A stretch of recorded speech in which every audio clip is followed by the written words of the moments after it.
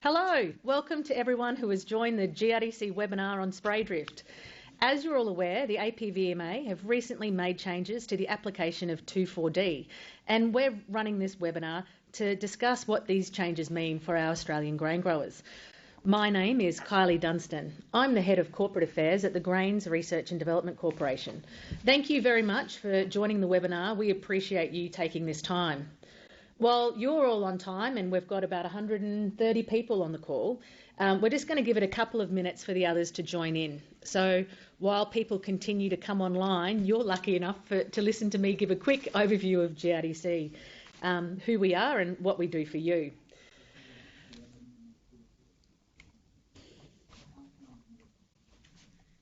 So the GRDC is a statutory authority of the Australian Department of Agriculture and Water Resources, and our role is to plan, fund and manage investments in research, development and extension on behalf of Australia's grain growers.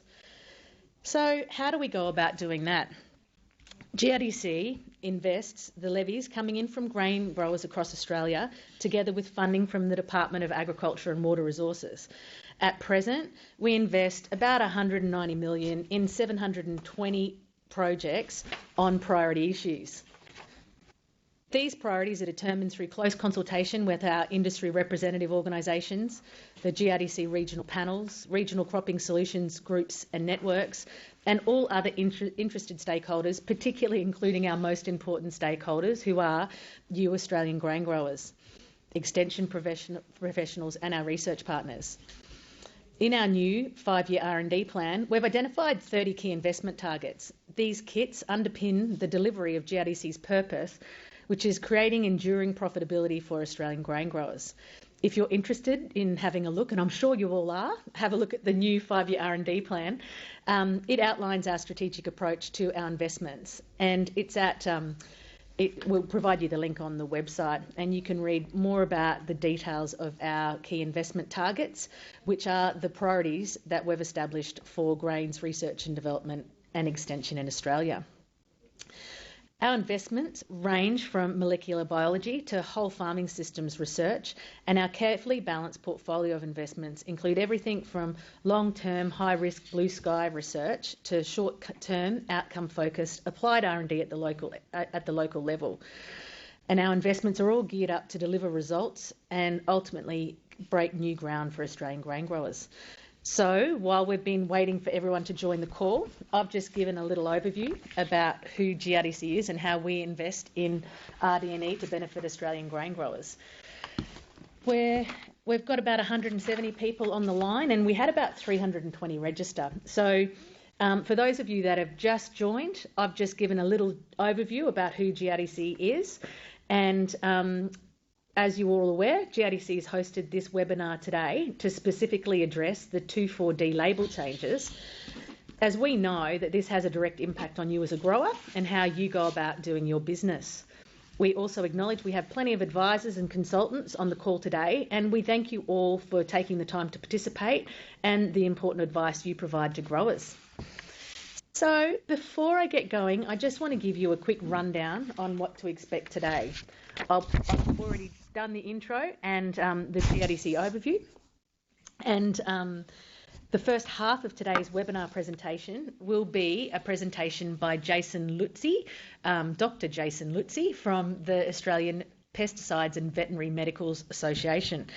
So thank you, Jason, for taking the time. So that'll go for about 20 minutes, and he thinks it might even be a bit quicker than that. So we'll see how it goes, and that will leave plenty of time for the interactive question and answer session that we've organised with an expert industry panel. So that's the second half of the presentation, and I'd really strongly encourage you to participate in the webinar. At any time throughout the presentation, including right now, you can submit your questions. So any questions that you have about absolutely anything to do with GRDC or APVMA and specifically the 2,4-D label changes, we will try to get all of those questions compiled while throughout the presentation, and then the expert panel will answer them towards the end of the webinar. So there's a little Q&A bar on the right-hand side of your screen, and you can just click on that little icon in that bar and submit your question. Oh, there it is. I love it when a plan comes together. So if you just click on that little icon, it's shaded in blue there for you. You can submit your questions, and we're compiling those questions for the expert panel to answer at the end. Look, we're all dealing with technology, and if for some reason there's an accessibility problem or you drop out, this event is being recorded. So if you can't get back on the call, please know that it is being recorded and it will be available for download at grdc.com.au/spray-drift, which is the link you use to register. And we'll also email that to all participants after the webinar's wrapped up. So I'd now like to introduce Dr. Jason Lutzi, who's the Executive Director of the Australian Pesticides and Veterinary Medical Authority. He is the Scientific Assessment and Chemical Review Team Executive Director. So over to you, Jason. Thank you. And thank you for being here today. Thank you, Kylie. Thank you for the invitation to talk today about these important changes to 2,4-D labels. Yeah, thanks for being here. As we would all be aware, spray drift damage has been occurring for many years as a result of 2,4-D use. And particularly in the past 2 summer seasons, the reports of spray drift damage have been quite large, particularly, at least in crops, in sensitive crops, particularly in grapevines and in cotton. And in fact, in the last summer season, we had reports of over 40,000 hectares of cotton being damaged due to 2,4-D spray drift. The majority of these incidents are associated with either spraying in temperature inversion conditions or inappropriate nozzle selection.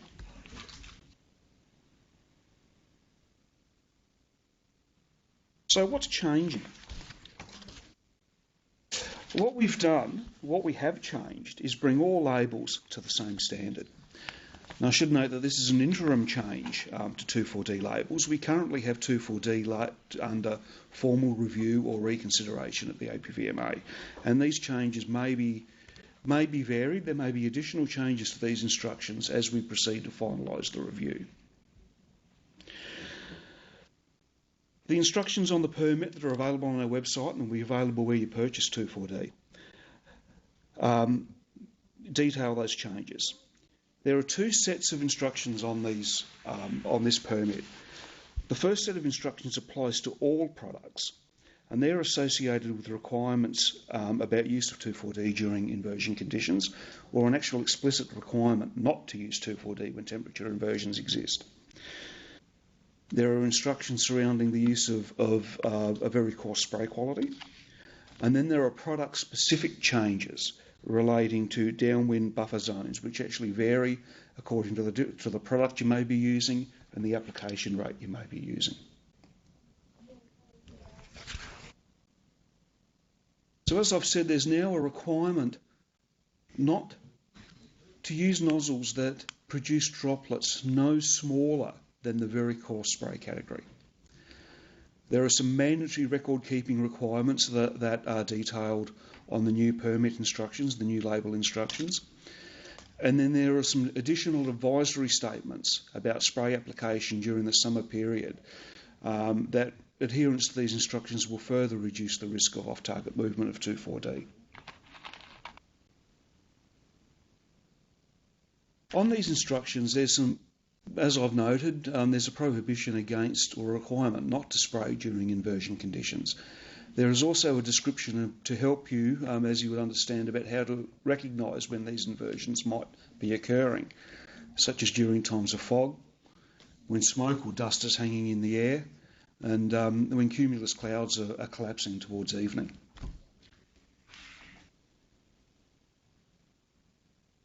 Inversion conditions are also likely to exist when wind speed is constantly less than 11 kilometres an hour, especially in the evening and overnight. When we're seeing cool off-slope breezes, when you can actually hear that sound transmission increase into the evening, and you might also be able to detect more smells during the evening than you might be during the day.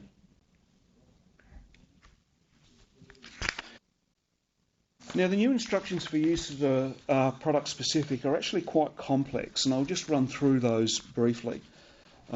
We tried to make these as simple as possible with 220 different products, and not wanting to put up specific labels for every product, Kylie, on our website. We tried to aggregate these as best we could. And the way we've done this is to first you need to identify what sort of product you are using. And in this slide you'll see here we're using an amine 625 formulation of 2,4-D. So you see you've got a 625 grams per litre formulation with a 2,4-D present as a dimethylamine or diethanolamine salt. So when you take that in mind, you then go to the table in the permit and see what group your product belongs to.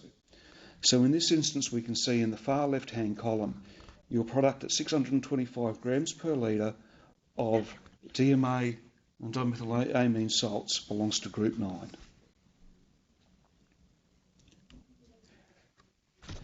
We then go to the tables a little bit further down in the permit, which detail the mandatory no spray zones associated with that product for those different rates. So, for instance, if you're spraying on a fallow in a dryland area and you're using up to 1.4 litres a hectare of this product, your no spray zone is 15 metres.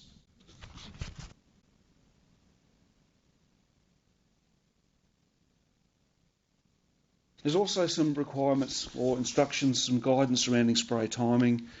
So some guidance around spray during the day whenever possible, as this reduces the risk of spraying during an inversion condition and incurring inversion drift. There's also a low risk of surface temperature inversions when you've got full cloud cover or wind speeds are continuously greater than 11 kilometres an hour. And we just really want to reinforce that not having suitable conditions for spraying isn't an excuse for spraying in unsuitable conditions. There is a requirement not to apply with spray droplets smaller than a very coarse spray quality. Now, these last two things on this slide, they're not strictly spray drift requirements, but as we were modifying most of what we call restraints on the label, we wanted to ensure that there was no doubt that these requirements still are in place. And they are not to apply during water stress or conditions, be that dry stress or being stressed because it's too wet, and not to apply when rain is expected within 6 hours.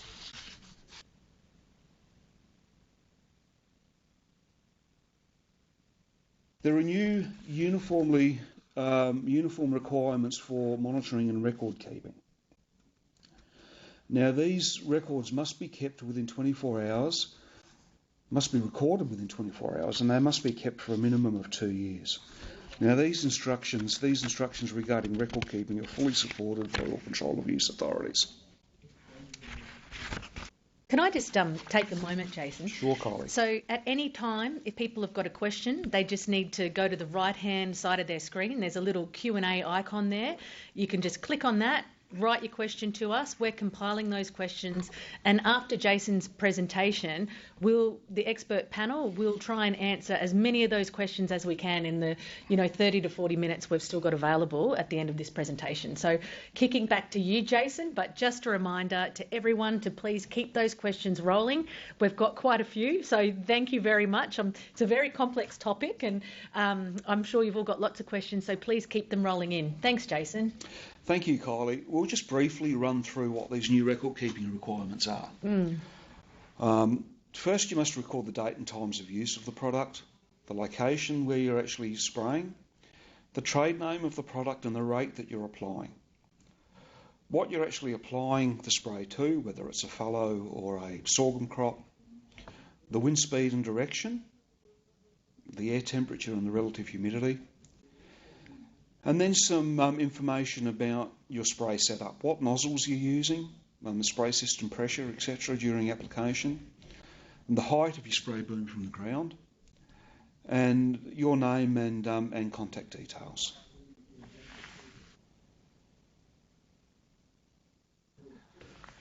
And Kylie, that actually pretty much is a good summary of those instructions, and I'd like to hand back to you at the moment. That came around pretty quickly. Thank you very much for that presentation. Look, we've already got a couple of questions. So before I go to the questions, I'd just like to introduce our expert panel.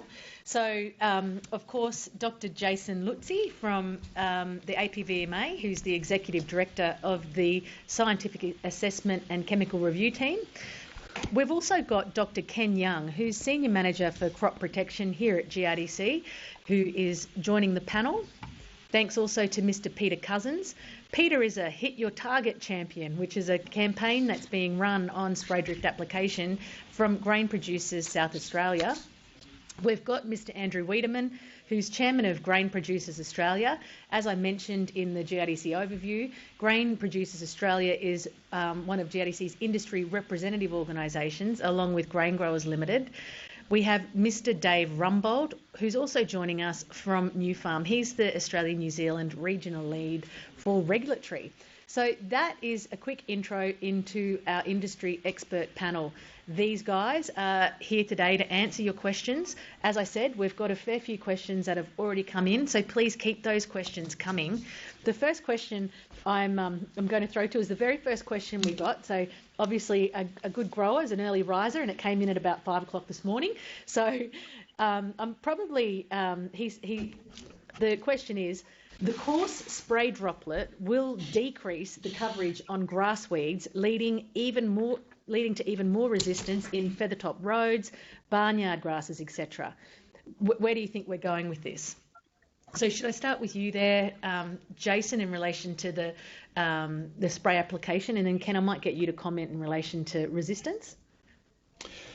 Thanks, Kylie. I'll just make the comment that these new instructions are critically important to manage spray drift, to manage off-target damage resulting from the use of 2,4-D. Mm-hmm. It is something that is our primary concern of this action, is to reduce that spray drift damage. I understand there are other ways that spray setup that might help the efficacy equation, and I might hand over to Ken. He might have some further comments on that. Yeah, Ken and Dave, maybe even. Yeah, Dave, call in when you want. So it's Ken Young from GRDC. Speak up, Ken. So increasing to very coarse droplets will affect the amount of droplets that's coming out of a nozzle, which then affects your coverage. So if you are staying at the same water rate, you will have decreased coverage. So yes, you will have to increase water rate to ensure coverage is there. And we need that coverage to be able to pick up those weeds, is what the questions come in as. Yep. Whether it's specific question about increasing resistance, I'm not going to go into the exact species stuff, but the use of... I couldn't find it before. I couldn't. Andrew, we can actually hear you, mate. So just to let you know that the industry expert panel, you're all off mute. So you're all available to answer at any time. Andrew Wiedemann, as I mentioned, is the chairman of Grain Producers Australia. GPA have just had a policy council meeting, and he's with about 15 growers in Brisbane too. So if you hear a bit of chatter, that's coming from up there. So sorry, Ken, just over to you. So with resistance, yes, the message here is you need to stay within label rates to get good efficacy and to manage resistance. If you do have a lower rate, there is a possibility of increasing metabolic resistance. So it's really just getting that good coverage, which means really increasing water volumes. Okay. All right. Can I throw to you, Dave, if you've got anything there to add to what Jason and Ken have already said? Yeah, thanks very much. So New Farm have done research on this over the years. We're in the process of digging some studies out of archive to really understand exactly how much those water rate increases might be.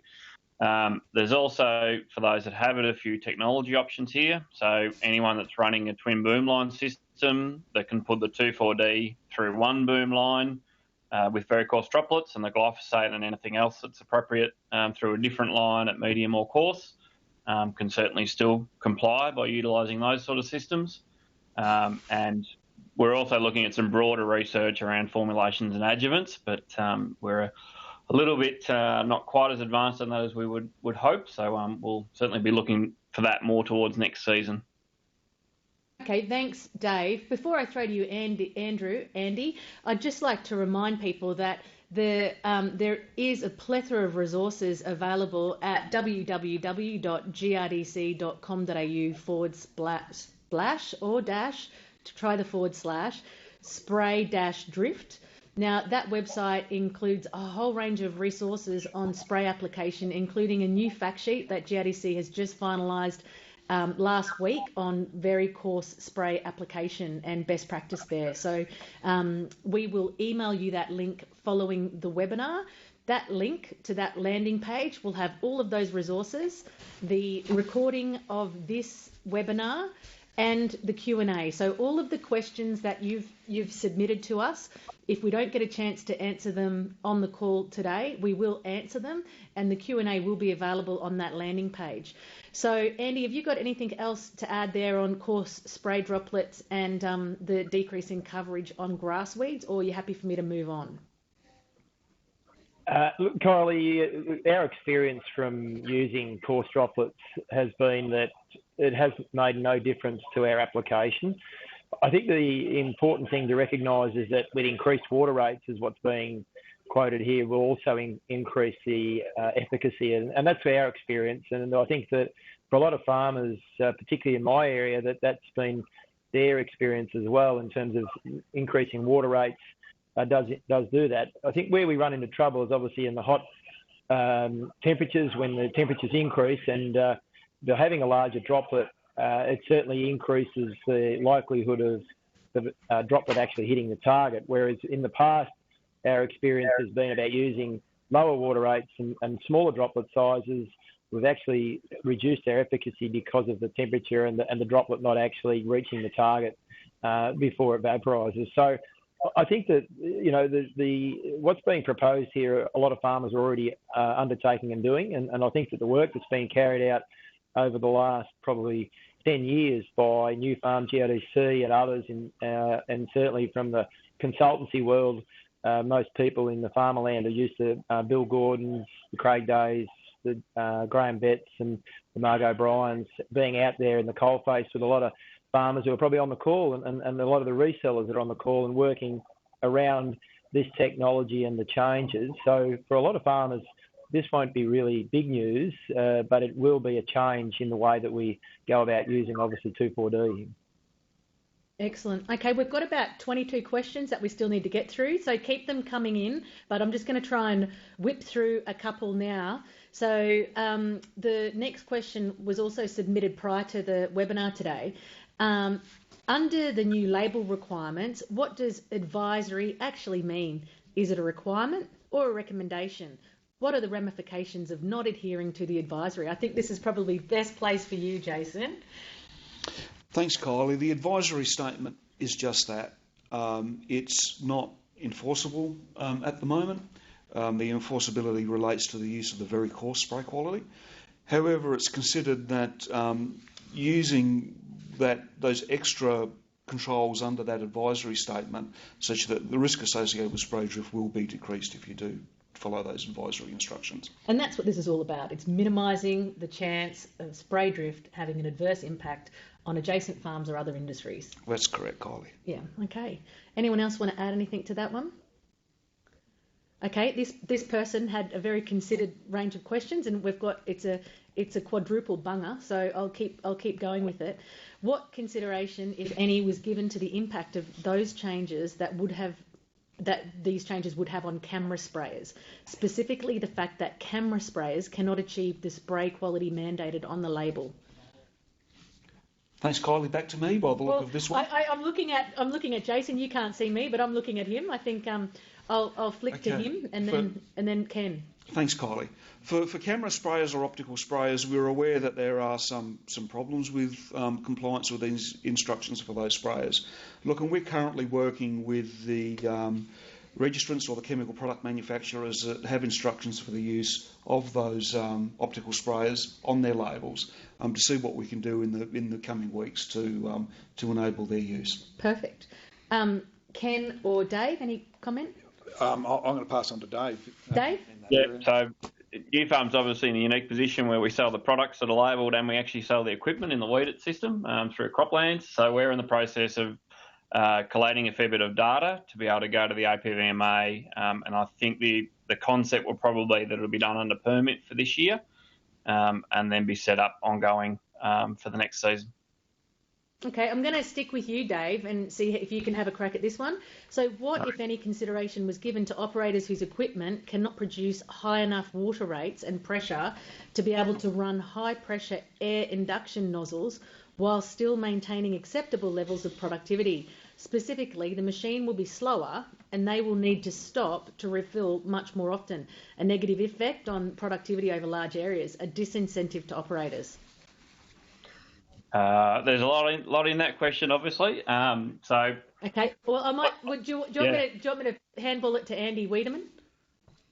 Yeah, I'm happy to probably address a bit of it, and Andrew can add on. So I guess certainly that where there are machines that can operate at a high enough pressure to keep the capacity up whilst achieving that droplet size is certainly the case. But normally the machines that can actually go fast enough will be able to also produce enough system pressure.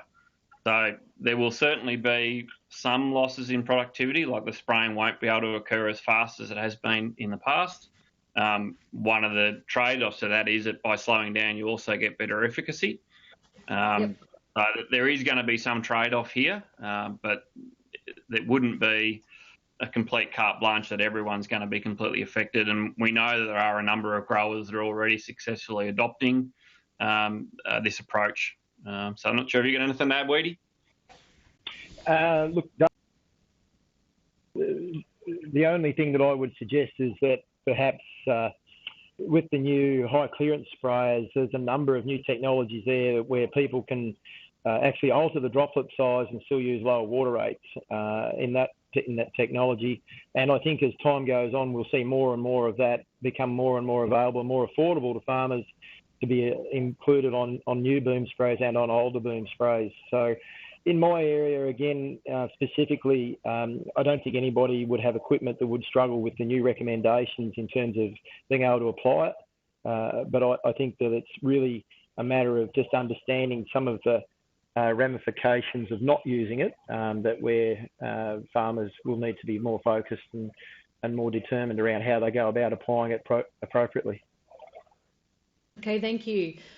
I'm going to keep with this questioner because they've really thought about their questions and sent them in nice and early. This was at 6 a.m. So what consideration, if any, was given to the potential for an increase in herbicide resistance? And this links to the very first question, but I'll just read it out anyway. For an increase in herbicide resistance due to decreased efficacy on small grass weeds when using a XC extra coarse and UC ultra coarse spray quality, specifically when higher water rates are not used as per label advice. If, for example, a pump cannot produce the water rates and still maintain sufficient ground speed to achieve an acceptable level of productivity. I'm going to flick this one to you, Jason. Kylie, I've just got a couple of comments, and then we might hand back to perhaps build on or reiterate some of the discussion that we've had earlier. Yep.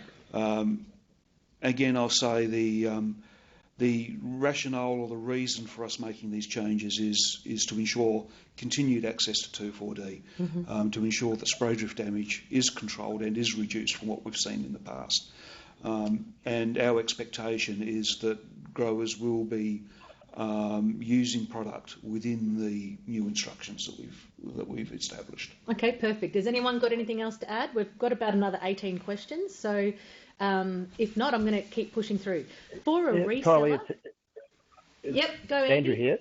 Yeah, look, I'd just like to reiterate that this has been a partnership with all of the parties, with government regulation and growers and the researchers around trying to make sure that we can maintain the usage of these products in our environment in Australia, because, for the farmers and advisors on this call, they'll realise and recognise just how critical using 2,4-D is in Australian agriculture today, and particularly in summer weed control as a management tool. So the work that's been done here has been in consultation with a range of the industry stakeholders and obviously the researchers who have helped us to come up with a solution to the problem that we've got. And then it's going to help us long term to try and maintain the use of these phenoxy type products.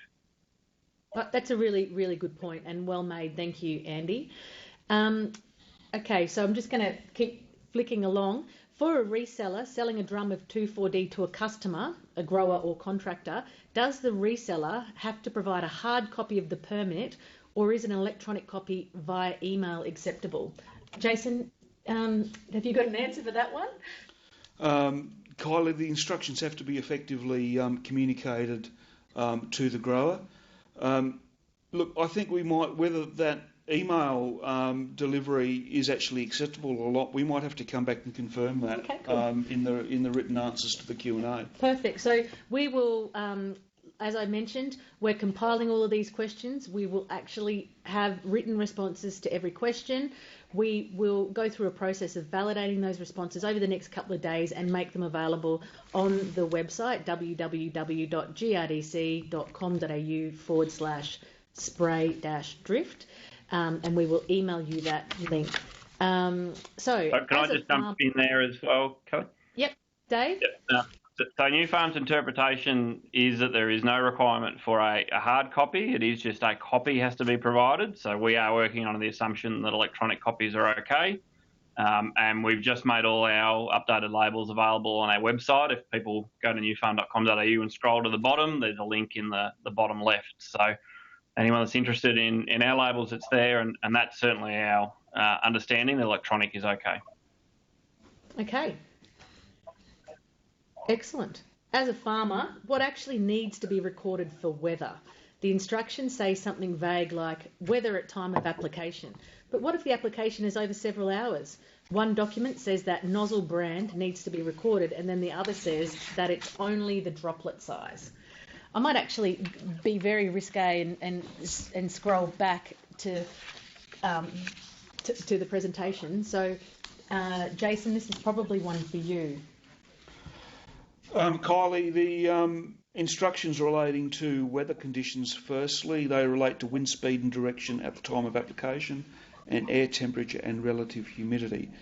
Now, the actual instructions on the permit relating to spray system setup relating to nozzles actually require the brand, the model, the size, the type and the spray system pressure, I believe.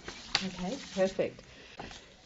I think that pretty much answers that one. So, how will the changes with coarser droplets affect coverage, considering the practical logistical considerations for farmers getting over the country, considering 100 litres per hectare required for coverage, implications for resistance?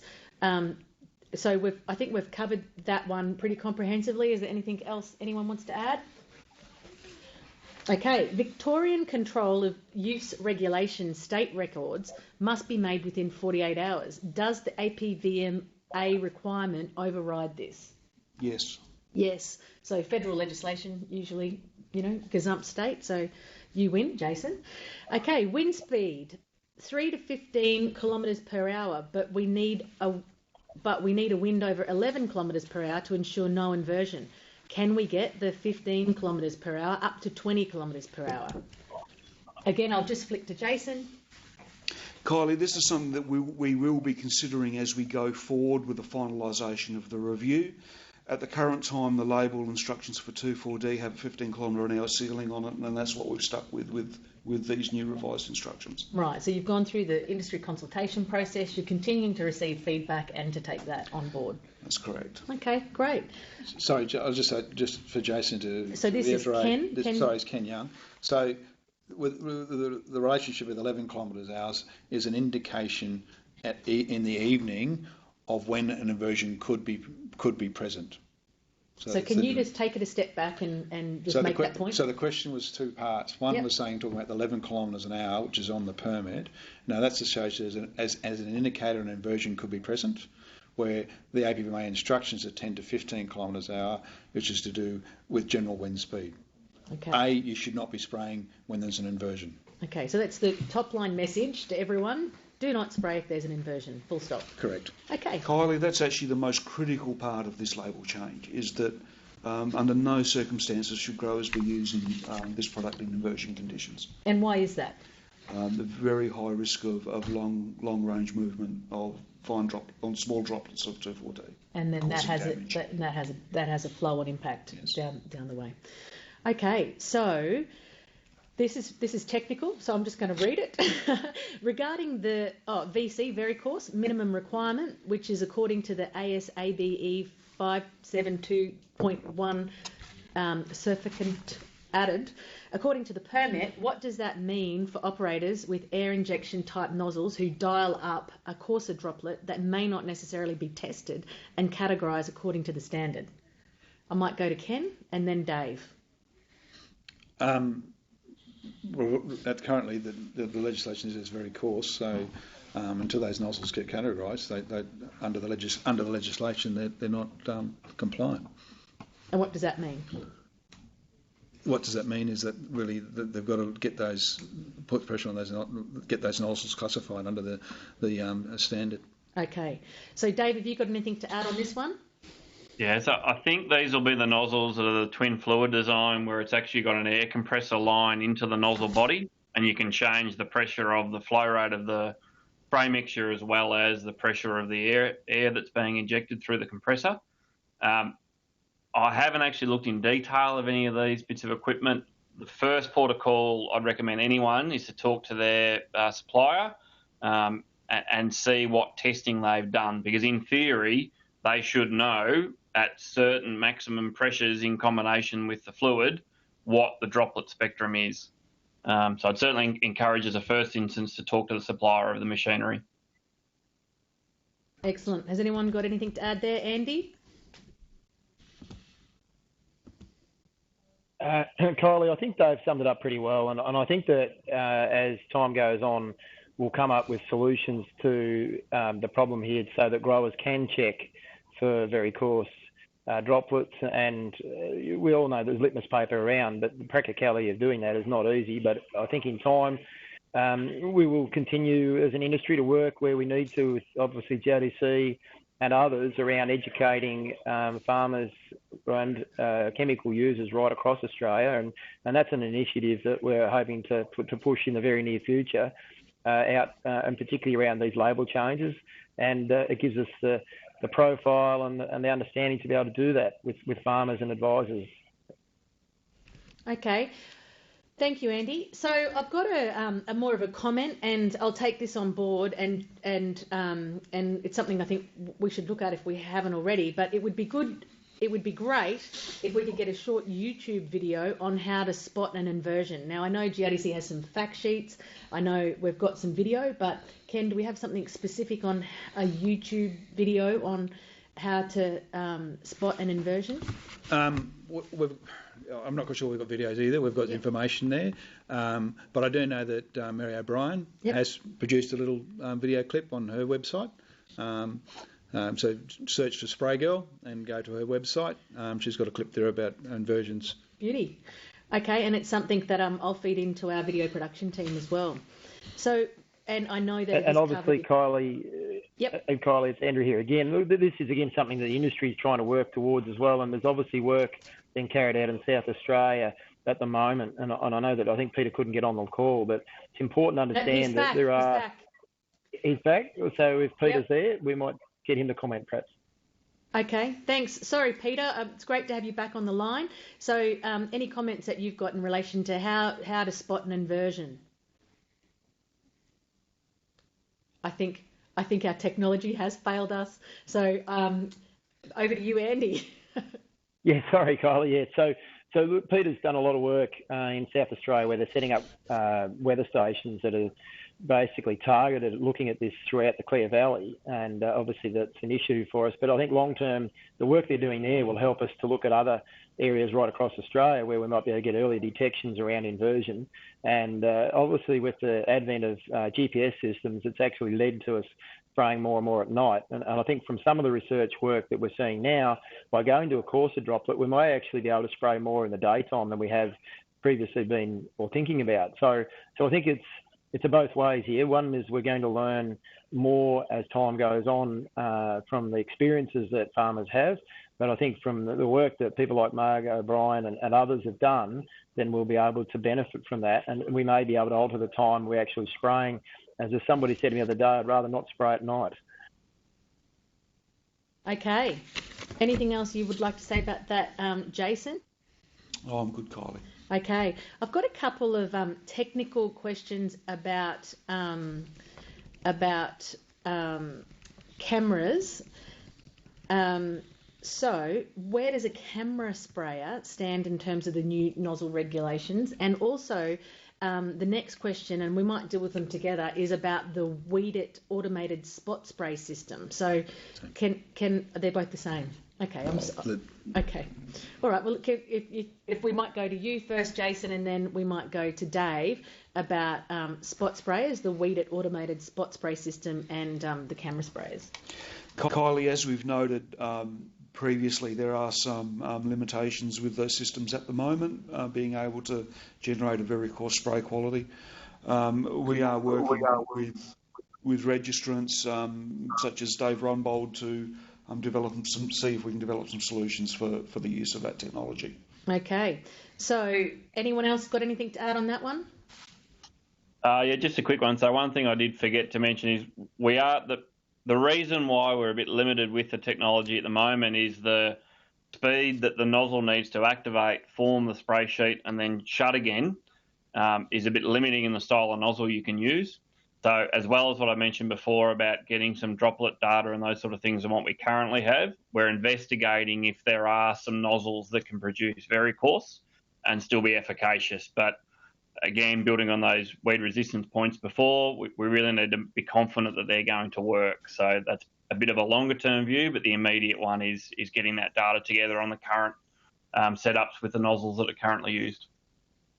Okay, I'm going to thank you, and I'm just going to go take a little bit more of the equipment side of things. So boom height from ground and target height vary greatly. Target height rules in most circumstances, which is right. So boom height from ground and target height vary. Target height rules in most circumstances, which is right. The record keeping requirement is to make the record from the height from the ground to the boom. Ground to boom. So pretty clear, ground to boom.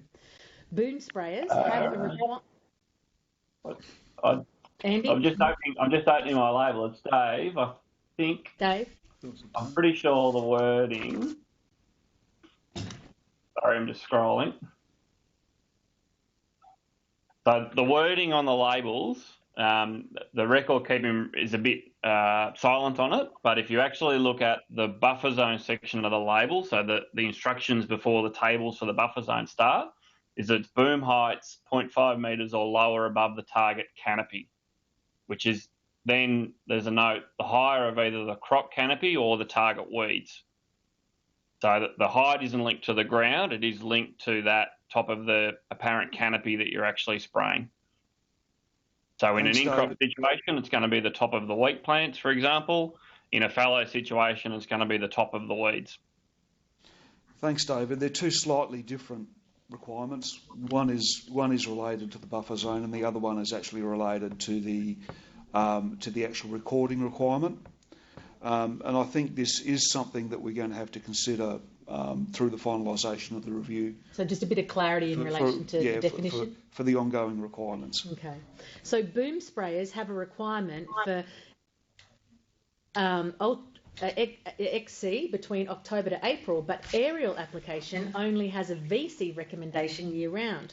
Can you please confirm this is correct?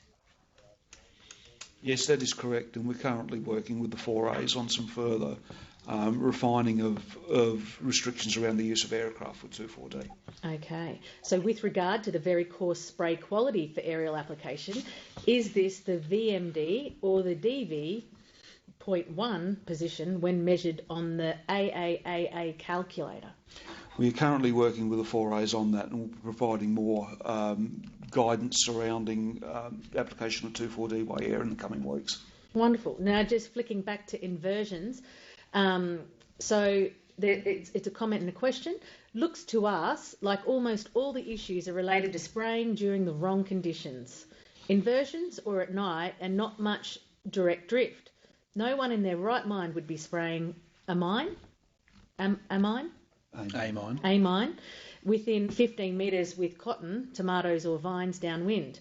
have we not got a case here of being seen to be doing something but not addressing the biggest issue, which is spraying at night in the wrong conditions? I might let Andy answer. Look, thanks, Kylie. Look, I think the work that we've done here is to address that particular issue that has been asked of that question. So clearly the increase in the droplet size and the amount of water, the boom heights, all pointing towards addressing this particular issue for us to continue to use the sprayer long term. But I think going back to what I said earlier also, that I think it also now allows farmers to understand we can probably spray more during the daytime than we have previously thought we could, because we were trying to maintain droplet survival.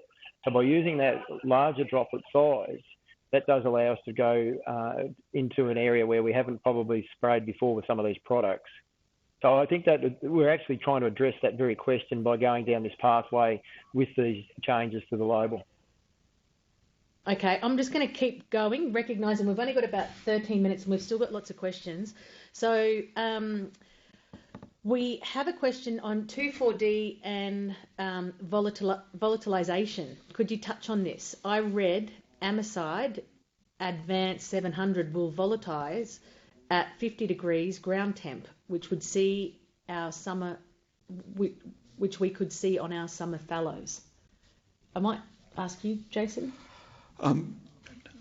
Yeah. Ken? You can go for it, Ken. No, I was going to refer to Dave. Okay, well, it looks like we're playing hot potato on this one, and Dave, you've caught it. So it's our product. If the questioner would like to point me in the direction of where they've seen that information, more than happy to have a discussion about it. But it's not something that I'm aware of. It's an amine product. The risk of volatile drift is extremely low to non-existent. Okay, so contact Dave directly on that one. We've had a Kylie, it's Weedy here. Volatilisation is something that we've obviously got a consideration again with the time of spraying as well. So we talk about inversion and so forth, and the wind shift as well. And we've had a personal experience this volatilisation with amine. So it is something that we have to consider, not just in the day that we're spraying, but also the ensuing days. And so that is something that, as we go forward, that growers and advisors and spraying contractors will have to look at further when we're using these products, because it's not just the day that we're spraying it. Volatilisation does occur, and it can lead to off-target. Excellent. We've got a question about, will an audio copy of this webinar be available to listen back on? Excellent educational resource and reference. So thank you very, very much for that question and comment. Yes, it will be, the full webinar is being recorded, and the audio and vision will be made available on the website, and we will be emailing you the link. I've next got plus the written Q&A will also be included. So phenoxies cause antagonism to grasses and will also cause resistance. Anyone like to make any comment on that? I think it's Ken from GRDC. So phenoxies we're not using to control grasses. It's your tank mix partner. And if you are concerned about the resistance side of things with those tank mix passes for grasses, it is a decision you've got to make in terms of that tank mix, and whether, if it's really of a major concern, is whether that you have to budget for a separate application, which most people won't. It's a matter of getting good coverage of both products on your target. Excellent. Anyone got a further comment? Okay, I'm going to keep whipping through them. Where does the liability stop between the agronomist, consultant and the farmer when providing advice and the actual application of 2,4-D products? Jason?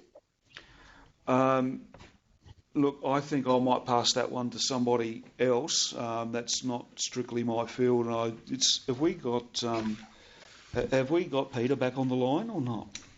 No, we haven't. Peter's actually on the side of the road, dialing in to join us. He's on his on his way. His daughter-in-law is about to give birth to twins. So we thank him for trying so hard to participate today. And can anyone offer an answer to the liability question? Yeah, I can probably. Yep. Sorry, Dave? Carla, I can probably touch on a bit of it. So one of the ones that's come up in the past has been a scenario where a consultant's providing advice to a grower, and that advice consists of application rates, timings, withholding periods, tank mix instructions, etc., but doesn't specifically include spray drift instructions. That's fine as long as the grower understands that they're getting this part of the advice and they need to refer to the full product label for the spray drift instructions. However, if a grower doesn't have that understanding, that's where you can get into issues. So I think the key thing there is communicating between advisors and growers exactly what an advisor will include in their advice and what sections of a label the grower will always need to refer back to the label for. So that's probably my one tip there, is to really understand what you're getting and what you're not getting, and where you need to get the different information from. The next question's a reseller question again, so might just stick with you. Is the informing of the recommended nozzles needed to provide the VC to UC spray pattern a good enough requirement with the guidelines, or should we ensure that the grower must buy nozzles at the time of sale of the 2,4-D product? To achieve very coarse droplets in particular, most growers will already have nozzles that can do it. They may need to buy some that can do it at a higher pressure to maintain their output. Certainly always encourage resellers to talk to growers about this sort of thing, but you obviously can't force someone to buy a new set of nozzles when they come in. Okay, has anyone measured the potential driftable component of the spray volume when the application is performed at the highest level, e.g. TTI nozzles, slow speed, low boom height, etc.? If not, are we over-exaggerating the impact of inversions and limiting our safe spray times? So I might start with you, Ken. So GRDC's investments, or current investments and past investments, have looked at a range of nozzles and tank mixes, and in that, outputs from there has looked at the driftable fines, so technically the DV0.1s. So that information is available on the Australian Spray Calculator for, as I said, for a range of nozzles and for a range of tank mixes, and we are increasing that data set. Okay. If you're spending the whole day on the sprayer, how often would you need to take temp, wind, etc. measurements within that time? Jason? You need to keep record of the temperature and conditions throughout your spraying window. And I might have some practical comments from that on the ground. Andrew, if I may, Kylie? Okay, over to you, Andrew. You look, Kylie, I mean, obviously conditions change throughout the day when we're spraying, and there are there is technology out there now that can actually record instant time as the spraying is occurring, but in general rule, it's the start of a paddock and the end of a paddock, or if it's a large enough paddock, it'll be done every hour generally, just checking the weather conditions, whether they've changed or not. But I think the grower experience or the applicator experience here is clearly the critical factor on knowing when conditions are changing or likely to change. And most people will really plan their spraying programs before they start them and look at the weather conditions and the prevailing winds and the likelihood of those changes to occur while they're actually spraying. So I think it really just comes down to the experience of the operator and all about the training. And I think as we go forward, you know, backing up on what we were talking about earlier, that the industry has spent a lot of money and investing, and want to say that through GRDC in terms of grower training and the companies like New Farm and the people that are out there in terms of consultancy to the industry have added enormous value and education to growers right across Australia. And I think we've just got to continue to do that. And this is a clear example of where we can all continue to work and learn from others around us, and neighbours working and sharing their information together will help to, I think, take away some of the exacerbation around these actual changes where, in a lot of cases, farmers have already started to do this as a matter of course. Just sticking with you for a minute there, Andy, and one of the questions that's come in is asking for any suggestions on record-keeping programs. Is the book okay, or is there any good programs available? So the person was saying, it's all becoming a lot to keep track of. It's a bit complicated. So might just stick with you, Andy. Are there some good record-keeping programs that you're aware of?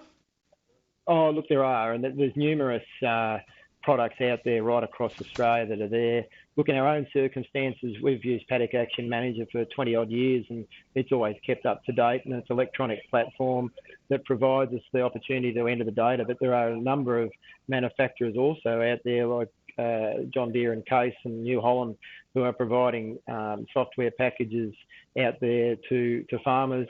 There's production-wise, spray-wise programs that have been developed as well. So there's a whole raft of different products, and what may suit some doesn't suit others. But certainly the electronic way is clearly the easiest. And in some cases, in our own situation, we have our weather station connected to our own data, so it's all recorded when we record it at the same time. Perfect. Anyone got any other suggestions there? You, Dave? No, I mean, New Farm have record books available if anyone is looking for an actual hard copy book, but we don't actually have any software. But the ones Andrew listed are fairly well known. There's also Ag Worlds out there. Muddy Boots is another one that's pretty common. Okay, I'm going to get back to a couple of quick questions before we wrap it up. Can a list of suppliers and the nozzles they have that comply be published? Surely that list is not too extensive. Ken? Yes, we can look at doing that. Dave? So we've got a presentation on our website that covers a few issues, and within that there's also a list of nozzles that are available through Croplands. So if anyone wants to go to our website, there's a button when you get to the spray drift page down the bottom that says find out more. We'll include that. We're looking to format that a bit nicer in the next few days. So, Kylie, in the next ground cover, there will be a table there with nozzles available. I'm not going to say it's every nozzle. We haven't searched that, but we'll look at updating that material so all the current nozzles available in Australia that meet these guidelines will be available for growers. And that's in the November-December edition of Correct. ground cover? Yes. Okay, so keep your eyes peeled for ground cover coming to a mailbox near you. The label mandates that 2,4-D cannot be applied in inversion conditions. But shouldn't the record keeping have an entry where it is recorded that there is no inversion? Or is that just implied? The requirements for record keeping should give a pretty good idea about whether there is actually an inversion occurring at the time of application. Okay. And I've got our final question here, and in the very last minute. How do these changes affect agronomic considerations when tank mixing phenoxy products with contact herbicides such as Veloxy? The simple answer would be to increase water rates and apply VC droplets, but would there be any leeway here considering best practice for velocity would be fine to medium? Jason?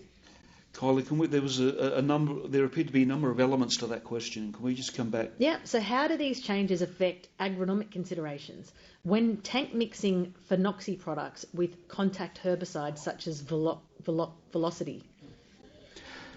Kylie, I think for starters we have to recognise that the application requirements for 2,4-D must be followed. So if that means that you need to reconsider your tank mix partners, you'd have to think about that quite carefully. I don't know, Dave or Andrew, whether somebody else might like to comment on that. Kylie, look, from our experience in using tank mixes, generally it comes down to making sure that the products are all compatible together. And it's really, again, an experience thing, which I think is obviously what a grower would be doing in consultation with their consultant or agronomist who has experience in this, and or a lot of the chemical companies, which I think, Dave is obviously across. So I might swing to Dave. Kylie, what we'll do is with the Q&As here, we'll put together links to some resources where there is actual trial data at various rates with some of these tank mixing partners against those things with 2,4-D. Okay, excellent. Thanks, Ken. Dave? Yeah, I don't know we've got any specific data on velocity, but yeah, we're looking through our data holdings as well, as I mentioned earlier, and we'll be continuing to update the page on our website. So keep an eye out there. Perfect. Yeah. Thank you. So I'm just going to finish with the very last question, which is a pretty clear-cut, looking for a clear-cut response, and I'm going to look for a clear-cut response from you, and putting you clearly on the spot here, Jason. So, my weed it sprayer, is it illegal to use at the moment with phenoxies? The weed it sprayer, meaning I'm looking at Ken here, the weed it is an optical sprayer. You need to comply with the very coarse spray quality at the moment for you to use that sprayer with 2,4-D. And as we've touched on this a couple of times, and there'll be some more information in the Q&As, and we're currently working with the registrants that have directions for use of these products on their labels to see whether we can relax the conditions on the use of those sprayers, or how we might enable them to be used. Okay. All right. Look, I want to take this opportunity to thank all of you for dialing in and participating throughout the webinar. Just to recap, this webinar is being recorded. The audio and the vision will be made available on the GRDC website, www.grdc.com.au/spray-drift. So those resources will be made available there, alongside a whole range of spray application resources, video, podcasts, fact sheets, and links to other resources, including the 2,4-D label changes and guidance from APVMA. All of those links are at that website. The questions and answers will be compiled over the last couple of days, and once they're validated and approved, they'll also be made available on that landing page. I'd like to thank Dr. Jason Lutzi, who's the Executive Director of APVMA Scientific Assessment and Chemical Review. Thanks very much for the update, Jason, and for participating in the expert panel, along with GRDC's Dr. Ken Young, Mr. Peter Cousins, who was actually listening, but we couldn't get his audio to connect. So thank you very much for your patience and participation, Peter. Mr. Andrew Wiedemann, the Chairman of GPA and the GPA Policy Council, who are also listening in. Mr. Dave Rumbold, the Australia-New Zealand Regional Lead for Regulatory with New Farm. Thanks also to the team here at GRDC for your support, and thank you everyone for participating in the webinar today. We hope that this was an opportunity to hear more and get your questions answered. We will, of course, continue to provide information and advice on spray application to facilitate the best outcomes for Australian grain growers. Thank you. Thanks all. Thanks, Kylie. Cheers. Thank you. Thank you. Thank you. Thank you.